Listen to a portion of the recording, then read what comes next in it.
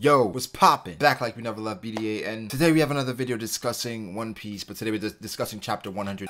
Not 100, that would be crazy. Today we're discussing chapter 892. Recognize as strong opponents. So I'm not going to go through the whole chapter because that's just a recap and review or whatever. We're going to focus on key things that I want to touch on. The main point of this video is going to be Luffy versus Katakuri, and do we think that Luffy saw the future or that actually happened? First, my overall view of the chapter and what I feel about it. I feel like it was a really good chapter that really progressed the story. Of course, the Luffy versus Katakuri thing, but again, the Capone part, we had the Sanji part. It's a lot mixed up into one to leave, I would say, probably 8 out of 10 chapter. First, what I wanted to address was the fact that people were complaining that Rabian and Big Mom, well, Rabian is too fast in comparison to Prometheus, right? First off, Prometheus doesn't seem like he's for travel. Zeus seems to be the primary way Big Mom travels. Prometheus, she had to just use him now because Zeus is incapacitated. Rabian is a flying carpet that's primarily used for travel. So Rabian being that fast as a magic carpet, I feel like it is what it is. It's not a big deal, but I understand why people are... Actually, I don't understand. I don't understand why people would be mad at that, because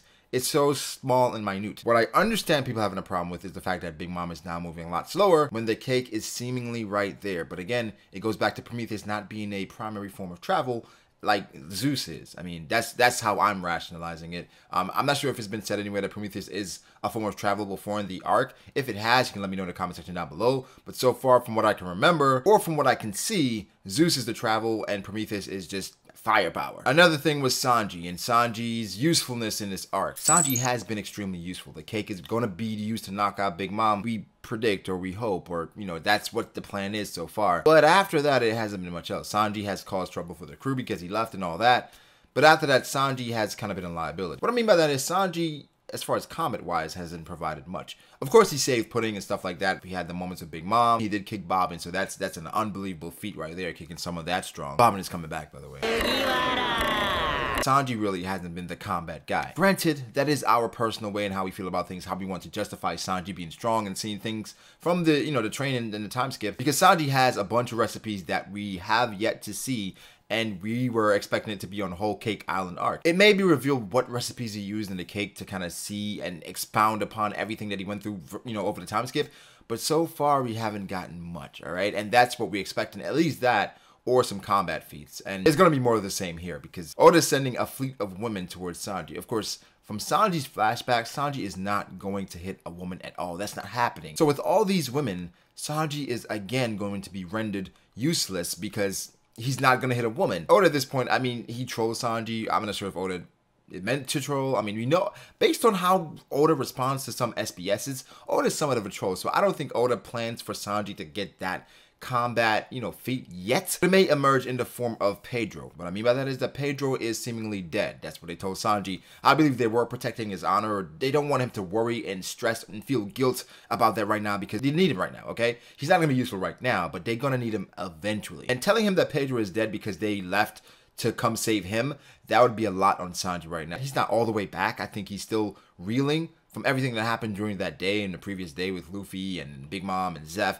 He's still thinking about that. So putting Pedro on him as well, I don't think that's the best thing to do right now. And they made the right decision. So with Sanji and the Pedro thing, that may reveal itself later. Even before the arc is over, then Sanji may go apeshit once he realizes that Pedro is dead, trying to avenge him somehow. I still feel like Sanji is going to fight Daifuku. I think that's definitely going to happen. The Straw Hats are all going to have some, you know, some small tussles, some small fights, but I think that's the fight that has to happen based on what happened with him and Daifuku at the wedding when he was, you know, kicking Pudding around. He even sent Sanji flying for a little bit. So I think that's what's going to happen there. Third, I want to address the new bays in the arc, all right? So based on my rating scale, excluding the Straw Hats, Pudding was probably best girl. But best girl, I mean, as far as attractiveness. I mean, personality and character traits, that aside, that we could take. That would be the whole video, trying to explain the personalities of different women we've seen, because Compote would be number one, all right? But as far as base, just physical appearance based on the manga and what we've seen from these, Cinnamon may be number one, all right? Cinnamon is amazing. She's beautiful. She's gorgeous. Long legs.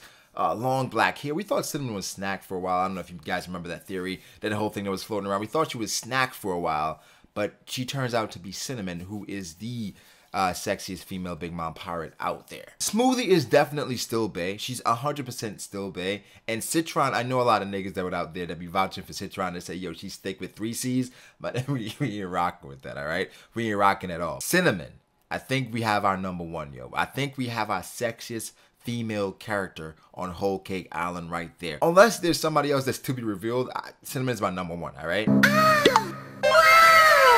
In the midst of all this, Pound is probably dead. Based on what we saw from this, I did predict that Oven would be in this chapter, so yeah. However, there's no sight of Pound unless Owen actually did. I can't even get that shit off. Regardless, no Pound, we can insinuate or kind of declare him dead. No, that's not how Oda operates. Oda made it vague and inconspicuous for a reason. That's why I don't think Pound is dead. Granted, Oven is here chilling like nothing happened. So one could, you know, think that Oven got rid of him or stabbed him and he's on his way. But that's not how Oda works. Oda leaves these things open to say, hey, what if I do bring him back? So I wouldn't be surprised if Pound came back and somebody saved Pound. But who would save Pound? Shit, I don't know. I'm really not sure who would save Pound unless there's another presence on the island that we don't know about. I'm not sure who would save Pound. Maybe Lola showed up somehow with her new husband. That's kind of crazy to think that, but when you think about it, there's no protection right now. Just the Fishman Pirates. They're just going around knocking out all the surveillance. So I don't know. Lola and a new husband, who could it be? Whatever you're reaching for better be a sandwich because you're gonna have to eat it. It's a reach. It's 100% reach. I have no evidence. Fun to think about though.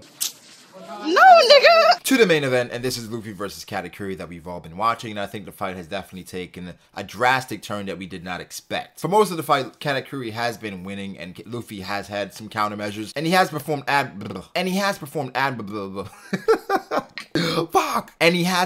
admirably regardless of the circumstance. Luffy's endurance has always been top tier. Luffy's been through a lot, and he's survived, and he's come through, and he's gotten stronger because of it. In this situation, Luffy has, I think this is his best endurance feat yet. So once he gets out of this, Luffy is going to ascend to a different level. However, there's some issues that I understand people having. One is with Luffy's growth and his observation Haki. So the Katakuri in this chapter said that Luffy's Haki is approaching his own. When he says approaching his own, it insinuates that it's getting closer and closer, and it's fairly close already. Granted, Luffy is growing, and we know he's the main character, so he's going to grow at an absurd rate, but is this a bit too absurd? Of course, Luffy was not growing as fast previously in the manga, but now he is. Is it justified? His Haki is blooming. We're not sure the multiplies and everything that applies to that, but he is getting really strong, really fast, and I understand people having a problem with it based on the pacing in One Piece in the first half of the series in comparison to now. Luffy does have to get stronger.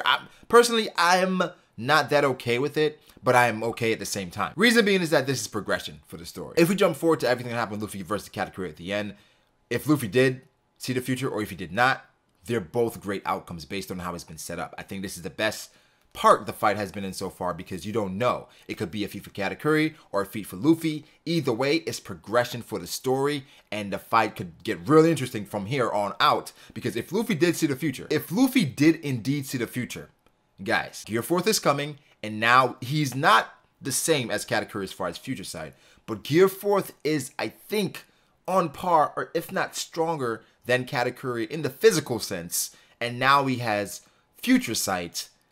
The tables, they're even, or Luffy is probably on a higher plateau than Katakuri already. However, fast forward, we're Luffy versus Katakuri. That point, you say Luffy has no chance based on what's been laid out in front of us based on the narrative. Fast forward, Luffy's gotten a few hits in, the Marianda has happened, and now Luffy's unlocking future sight. I said all that to say that your opinions and your thoughts of Luffy and how this fight is going to go is going to change based on the information presented. We didn't even know about the Haki blooming thing until this actual fight. One could assume that this was the case, but this was confirmed by Oda this arc. Again, I state that what's been presented and how I interpreted it, it is a bit too fast for Luffy to grow like this, but I'm not sure what Katakuri means by approaching his level. Approaching could mean Luffy's growing stronger. It's not necessarily on his level, but he has some semblance of it. He's getting the grasp of it, which with that I'm okay with. But if you think Katakuri is here and Luffy is here, then it's like, whoa. Now, did Luffy see that shit or did he get fucked up? Personally, I think he got fucked up. That's how I initially read it, and that's what I'm going to stick by, that he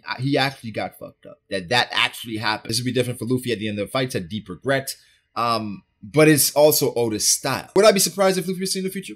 Absolutely not. It's been referenced. It's been referenced time and time again in this actual fight. So if he did see the future, hey man, it is what it is. The arguments for if he saw the future or not, it's a few things. So first, the top left corner on the last page, it showed Luffy is blurred, right? That could indicate moving fast or time moving or something like that. Then after we saw that flambe, she didn't say anything, there's no audio. I saw people saying the deep regret was going to the mirror world with Katakuri.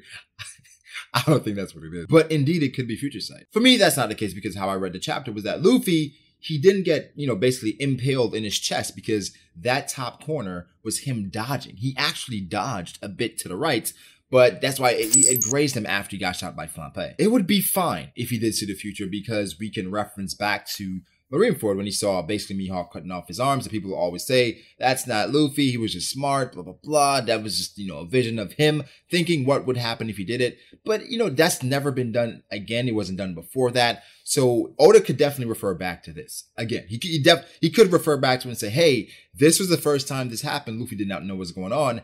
Now he knows, and now it's blooming, all right? So he's getting a better grasp of it. Some good things on either side. So one, if Luffy did see the future, then this would be great because now we can kind of tell what Katakuri sees when he's seeing the future as far as some of the limits. If Luffy has some of the limits as in regards comparison to Katakuri, because I'm sure Oda may expound upon that. Fuck am I saying? No, he won't. He definitely won't. However, that would be good as far as, scaling wise and just knowing some more of the story. In the instance that Luffy does lose here, that would throw a huge wrinkle in the story because then what do we do? It would be kind of interesting, right? If Luffy does lose after all this stuff, but if he does pull through after all this, that's dope as well because I don't know what's going to happen. This is a chapter that I'm really excited for. I'm not sure if it's a break. People were saying that before. I'm not sure. I hope not. I really hope it's not a break because I want to see exactly what happens, what's going to happen, and what can happen. Anyway, guys, conclusion, I think that Luffy did not see the future. I think everything that happened did happen, and Oda's going to expound upon that next chapter. But I wouldn't be mad if it didn't, again, So, let me know what you think. Do you think Luffy saw the future? Do you think he did not? Let me know your thoughts in the comment section down below. Like this video. Follow me at BragoDAce on Twitter. Follow me at BragoD.Ace on Instagram. And also follow me on Twitch at BragoDAce as well. Like the video, subscribe, check out more of my videos. They're always lit. And I'll catch you guys later. Peace.